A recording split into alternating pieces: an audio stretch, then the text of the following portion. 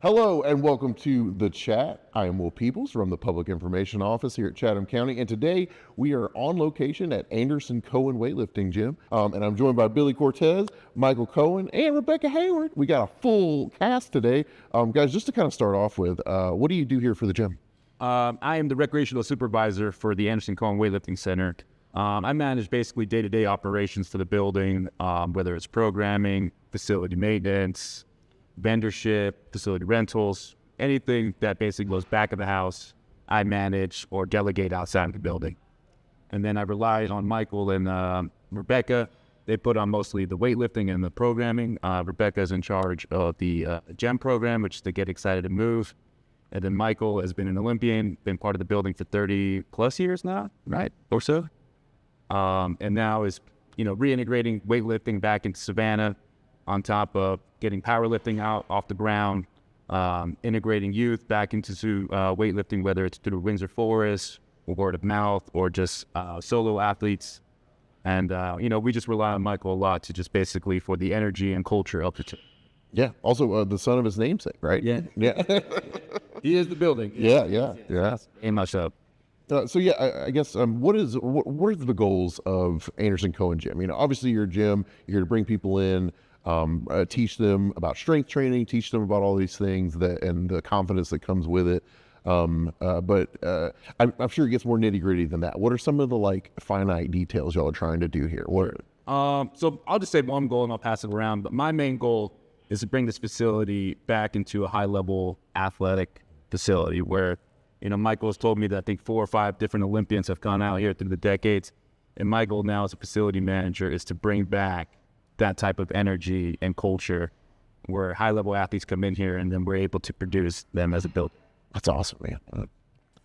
Yeah, over the years since the conception of the facility, we've gone through an evolution of what the facility is designed for. It was built and created basically as a place for athletes to train, local athletes to train, and getting ready for the 96 Olympics. This was one of the Olympic legacies that were in place for it. And then to transfer it over to development of athletes for the 2000-2004 Olympics. And then right after the 2004 Olympics, the county decided to, I don't want to say de-emphasize, but to shift gears a little bit more, go to more public health, more outreach type of programming, and sort of not de-emphasize, but to pull back on the Olympic part of it. And so over the years, that's what we've seen. So therefore, the Olympic training and that type of thing of high-level Olympic weightlifters has kind of taking a back view on it. And now over the years, we're now swinging the pendulum back the other way. And now we're really starting to put an emphasis on rekindling that program that we had once before and bring back in the Olympics back into the community.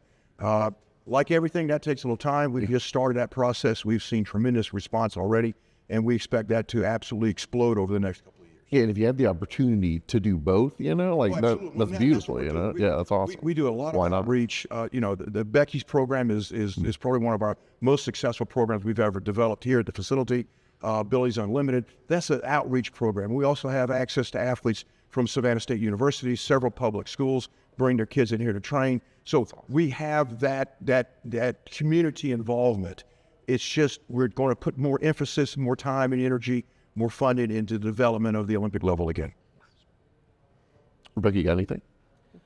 If you notice, he calls me Becky. Yeah. Coach has known me since I was 18 years old. So the Rebecca side of me is not somebody he knows. Y'all got history. That's awesome. It was just like yesterday. But one of the, as you said, we're trying to couple the two together with respect to the community. While I am also an Olympic weightlifter, my desire to compete has waned, and so I'm more focusing on those people in our community that might not be looking to compete, but they're trying to move confidently as they go through life. With our Get Excited and Move program, Coach actually started that program with the help and the insistence almost of Dr. Alice Gerber, whose husband at the time had Parkinson's, and really wanted to find something that was going to benefit him, and it blew up into this program that we have. Over 100 people aged from their late 50s all the way up into our 90s.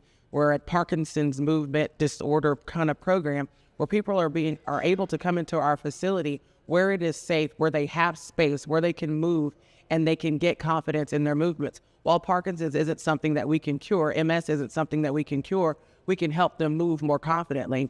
And if you take that to the athletic aspect, we're trying to get athletes to perform at their highest level. And that's in the everyday life. We're trying to get people to move at their highest level. And most of that comes from the inside, from their confidence. And we have the ability, we coach from the inception of it, has taught us how to treat people so that they feel that they can do whatever it is you tell them to do. One of the things that as an athlete we had, we were a team to be reckoned with, and people couldn't understand why when we got on the platform, the coach gave us a number that we'd never done before. 9 times out of 10, we were going to do it simply because he believed we could do it. So then we believed we could do it. And that's kind of what we're instilling in our people, in our general community, not just the competitive side. And I want to stay there with you for a second, Rebecca. How do you see that, like in the people who come to G.E.M, the people who come out here to train? Do they, like, it's that same belief in themselves? Does that happen here? It absolutely happens. Yeah. When I tell you these people will tell their doctors, no, I cannot come to a doctor's appointment at 10:30 because I have to come to class. Yeah.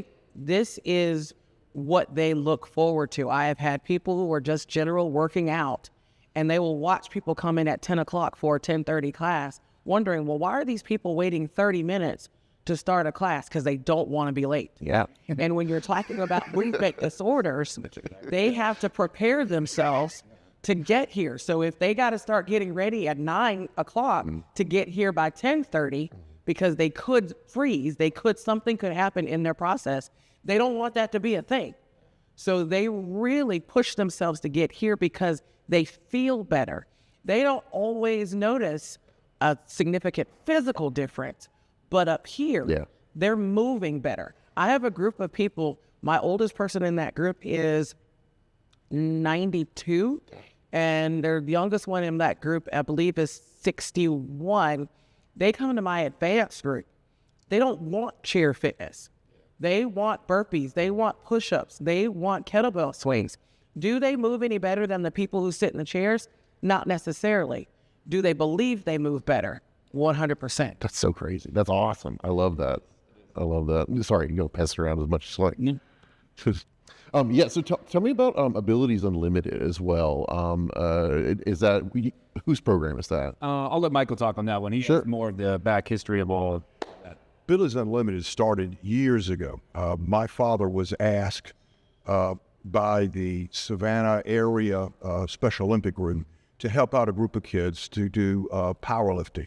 And my father said, yeah, I'd be glad to help out. They were going to a local gym, and they had some concerns there at the gym, so my father took them over and worked with them at his gym, where Whole Foods is now located in Savannah. That's crazy. Yeah. So that program started going, and he ran the program, and he ran it with one of his lifters, one of his top lifters, and her name was Rhonda Langford. And so when this facility was built in 1995, we brought that program from Howard's Gym over here because we had more room, we could handle more kids. Rhonda came over and she became part of the staff, and that's the development of the Abilities Unlimited. So after about 5 or 6 years, the Abilities Unlimited group, that Special Olympic group, broke off into their own self-contained 501c3 organization, which is now called Abilities Unlimited. They are dealing with not only Special Olympics, but also any type of physical concern. That could be a mental concern as well. You're talking about individuals who are coming off of strokes, or heart attacks, diabetes, the surgeries, the injuries, all those types of things, they take over. Big need in the communities because most of us have insurance of some kind, and you get an injury and you have therapy that is covered by the insurance, but that therapy is incredibly limited number of visits, limited number of everything else. So once that insurance is over, you have two choices. Pay the $100, $150, $200 an hour to have somebody work with you, or find something else. That's why that program has gone so well, because that's the outlet. You could come here for a minimum amount of money, and you got one-on-one help. Works out real well for individuals. It is a wait list only to get into the program, and so therefore it still has the Special Olympic component of it, but also has the other component of it. Gotcha. And I do want to touch on, of course, the gym's legacy, which is powerlifting. It is Olympic, and Tell me the difference. Tell me the difference.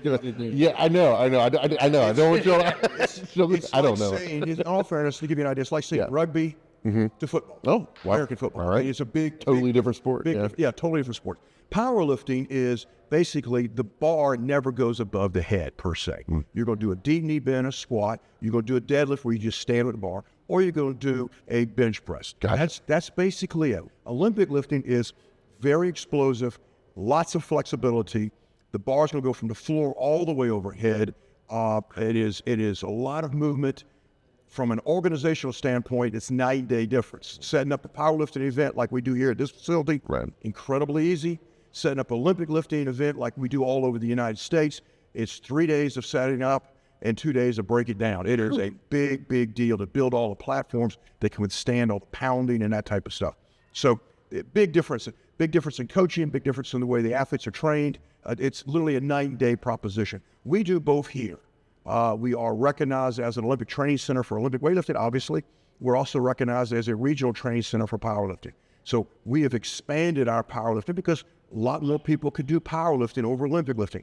If you don't have good flexibility and you don't have good speed, then powerlifting is probably a good fit for you. If you can generate speed and you can generate flexibility, then Olympic lifting is probably the way to go. So we have people like my wife who does both. She's good. She competed world champion in both. So it's something for everybody. Yeah, and I guess how do you build kind of that community here? You know, because I know you mentioned that there's a lot of school programs that you guys are doing. How do you get them early and kind of like raise them in it, like teach them how to do it? Again, it depends. In powerlifting, not necessarily early. Saying in Olympic lifting, early is incredibly important.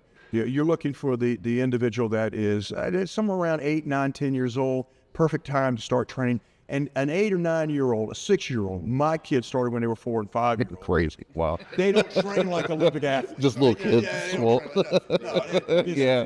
It's 20 minutes. It's fun paced. Yeah, sure. You know, there's no pressure on there. They're not lifting massive amounts of weight. Yeah. Although when you come into the gym and you watch some of these kids lift, you go, my God, that's a lot of weight. Yeah, but they've been training for a long time. Yeah, sure. It's a different ballgame. So it's different the way you set it up. And then the beauty about it is that this is a lifelong training program. They're in the training program. They lift throughout the junior years. They become a senior level athlete. Then they become a master athlete. And the master athletes go all the way up into the hundreds. And so my father, who passed away last year, 92, competed in his last competition, world championships, where he won at 91. It's a lifelong deal. Makes you stay healthy, makes you enjoy life and do the things that you want to be able to do. So it has some benefits there. Both sports are very competitive. Both sports have recognized international competitions. Olympic weightlifting is just that. It's Olympic. It's tied to the Olympics. Powerlifting, unfortunately, is not part of the Olympic movement. So there is some differences in there. Yeah. You think about with powerlifting, if you want to simplify it down, powerlifting is absolute strength. How strong, like 100%, this is what your central nervous system is going to do, absolutely strong. With Olympic weightlifting, there's so many other technical factors in it. I would imagine like the form, and you got to be able to like. It is a whole lot of, one of the biggest issues you have as an Olympic weightlifter for me is if you have any sort of knowledge of physics, it's a problem because then you're trying to think it through. Yeah, it's all the physics problem. The fastest movement in sport is an Olympic weightlifting movement, which is the snatch. From the floor to overhead is about 0.02 seconds. Crazy. And you're talking about people who can do 500 pounds from the floor to overhead. So that's where the difference comes in. So that's where he says with the little kids, and I know, especially as Southerners, we think about the little kids. They shouldn't be doing it. Let's tell you what, Coach is the tallest person in his family. He started the earliest. Yeah. If you ever meet his wife, she is the smallest woman on earth, but she has the best bone density of any little person I've like. It's amazing. Yeah. So people talk about the detriments of weight training starting early, but if it's done correctly, if it's done with sound technique and training, as coaches instilled in all of his coaches that are under him, then success is inevitable. Yeah. So, obviously this is a great community that you guys are building here, but it's not just the people that come to the gym and you guys, it's other organizations around Savannah. Talk to me about some of the partnerships. That's where partnerships on top of events that we're going to go on. So, for instance, we're forming partnerships with 365 Powerlifting. We're going to be hosting their national tournament this year in the summer. Cool. We work with Valerie's group, which is, what do they call PL, USA Powerlifting. USA Powerlifting. Now, she's become the chair of Georgia, so we have a great foundation with her, a great partnership where she's going to be throwing 1 or 2 meets a year. I think she has one scheduled for September. March. No, March is, I thought they're going to September as well. Yeah, and September. And September, okay. We got 2 of them, see? Yeah. Then we're going to be hosting an invitational tournament that is post-nationals over there in Little Rock, Arkansas, where Michael and Cheryl will be inviting the best 100 lifters on the male side, 100 lifters on the women's side to come to Savannah in the middle of July to perform their craft and basically be an invite only. We're using Savannah again as a platform for weightlifting, inviting everyone, reintegrating that energy and culture back into it. Then on top of that, we're doing another meet, I think at the end of the fall. You got several coming in. Yeah, like in the fall. Yep. We've got a meet in Rincon in April. That's kind of join the community. Yeah. There's one of the things that you will find if you're anywhere near Michael Cohen, he doesn't sit still. You are blessed to have him sitting here with this line. We're really proud of you, Mike. I'm surprised his phone hasn't rang.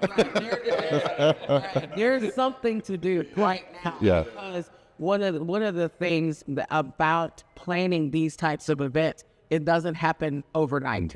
There's so many different parts to it. So it is critical that we respect how much goes into planning, orchestrating, making sure things are done down to the if detail. Yeah. Because it seems like nothing spectacular. It's the epitome of the duck on water. They're coasting, but if you look underneath, there's a whole lot going on. Yeah. And it is something that has been developed over the years. While Michael and Cheryl are masters now, Michael has been masters since his father was a part of it. So this is years and years and years of honing this craft, of putting on events. And so now to add in the powerlifting component of it and to be able to do multiple versions of meets within one meet. It's a lot. If you come and watch it, you'll be amazed, and you have no idea what's happening and how all of that's getting put together, just to bring the community in to see something that most of us don't know what it's about. Yeah. It's Savannah was in the 2000s, 2010 to 2015 was the center for masters weightlifting. All major events, including the world championships, went through Savannah Gardens. Savannah was guaranteed at least 1, possibly 2, sometimes 3 national events or international events in Savannah. Multiple Pan Ams, multiple national championships, multiple American championships, all that held there, bringing in hundreds, if not thousands of athletes and families and everything else to Savannah for 5, 7, 8, 10 days at a time. And then in the last 10 years, we've seen that shift dramatically. Savannah has not held a major weightlifting event in almost 10 years, and it has now gone to other places. The World Championships in 25 was in Las Vegas. The National Championships was in Boise. I mean, so it's bouncing all over the country now. Like Becky said, in March, the National Championships is in Little Rock, Arkansas. We don't do national events anymore in Savannah. And so my wife came up with a brilliant idea about holding an invitational where we bring in the top 200 athletes, 100 male, 100 female, to Savannah, competing in this facility. We will strip the facility out, build all the platforms, the stages we need, set up with the camera crews and everything else, the lights, the technological stuff, and run a major event in this facility. We're real excited about it. We've never tried to do that before. Trying to bring that back into the community. I am the chairman of USA Masters. I make the final decision where all these competitions are going. Savannah is not on the list anymore because other communities are willing to step up and do things that, unfortunately, our community is not willing to do. So we're going to try to change that a little bit. And with the help of the county and help of some of our sponsors that we got already set up with that, we look like it's going to be a major event. And hopefully we can turn the corner with that, have that event come to Savannah every year and be the start to rebuild that process we had. I say it so many times. I said it on like 10 different episodes of this podcast, but I love talking to people on this because y'all are so hype about it. You know, it's like there's so much passion there. I don't know. So kind of just imparting here. Yeah. What do you? So yes. Go off. But as you said, like the passion of it is really, Yeah. really kind of cool because you'll have, we have the people who will compete in Las Vegas. They'll compete in Boise. They'll compete in those places. And then as they travel, they find a reason to come here and immediately walk in and they're like, wait, what? How long has this been here? You have people in our community who are the same. They'll walk in. When did this get built? Right. 30 years. Look at the wall. Yeah. And so when people come in, again, the spirit of the place, the spirit of Howard Cohen and believing that everybody can do this, the spirit of Michael Cohen believing that everybody can do something in here, the fact that with the partnerships that we have with one of our local schools, Windsor Forest, they're in the process of finishing up their weight room, so they needed to have weight training classes. So their kids were having to come over here. And when the kids came in, initially, you know, they're teenagers, they're like, what are we doing? And then once they saw some of the things that they were learning and were able to start doing, they're like, wait a minute, I could be pretty good. And it's not even the athletes. It's the computer kid. Yeah. It's the gamer. It's the quiet kid that's never going to go on the football field, that's never going to go play basketball. But when you put them against the bar, something changes. Clicks. It just clicks. You've got people here. You have a dentist in town who will tell you the story of when he was bullied, when he was a little kid. He walked into Howard Cohen's gym as a little kid, and the confidence that he gained just from him and the bar and the coaching and the community of it all. So yeah, we do get a little bit, because whether you compete or not, it's a matter of people seeing what their bodies can do that they never thought that they can do. One of my passions, obviously, is women. So I am. Not even the athletic woman, but the woman who doesn't think that she can. And when they come in here, we laugh, we joke. I can be intense, but that's not what I'm going to do. Yeah. I want you to want to come back. Yeah. And they come in and they want to do better for themselves. So that's really what the facility is everybody who comes in figures out that they can do better for themselves. That's awesome. Y'all got some powerful stuff in here.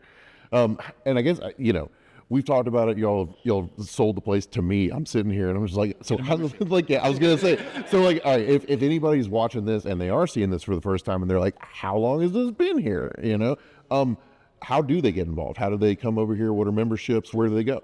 It's pretty straightforward. You just walk through the front door. The front desk person will greet you, and we'll explain the rates to you. We got individual, we got family, we have county memberships, and we also have a special needs membership. I'm working on getting a college student membership. That should probably be done in the next couple months here. But it's pretty straightforward. You know, we have a pretty affordable rate for both family and individual. If you're county, we take care of you. I just tell you to fill out your reimbursement form, and it's basically free.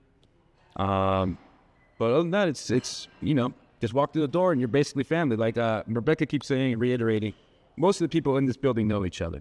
You know, there's got a bunch of little cliques here and there, but all those cliques mingle with each other over the course of the day. And it's kind of nice to see that each other, that all of us are pushing each other to get better.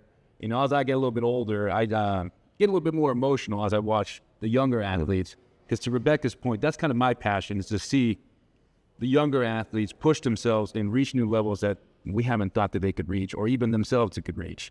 And that's where, you know, that's my passion, just seeing people accomplish things that they didn't think they could do. That's really awesome, guys. Well, thank you all so much, Billy, Michael, and Rebecca. I appreciate y'all so much for coming on and sharing not only your passion, but your knowledge of the subject. I learned what the difference between powerlifting and Olympic powerlifting was today. Yeah. Very well, I got one more thing to say. Yeah, go off. Go on. What I don't want is for any women or anyone to be deterred by the word weightlifting. Correct. Okay? So there are a lot of things that happen in here. Weightlifting is what we're known for. Weightlifting is our jam. But don't be deterred by the word weightlifting, because there's something for everybody here. Gotcha. And if you are interested in getting something for you here, then you can go on over to parks.chathamcountyga.gov. There'll be a little tab you can go down and you'll see Anderson Cohen. They'll have plenty more information on there. I know that because I helped update the site just yesterday. And thank you again for joining us on the chat. We'll be back in a couple weeks with another one. And until then, thanks for hanging out. Have a good day.